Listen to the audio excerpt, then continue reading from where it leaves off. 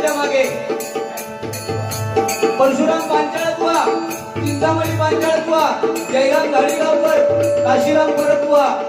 रत्न विलास पाटील बुवा, हे आपल्या कोकणामध्ये आपल्या सिंधुदुर्ग रत्नागिरीमध्ये रत्न विनोद चव्हाण बुवा. आज विनोद चव्हाण बुवा सिंधुदुर्गामध्ये जन्माला आला नसता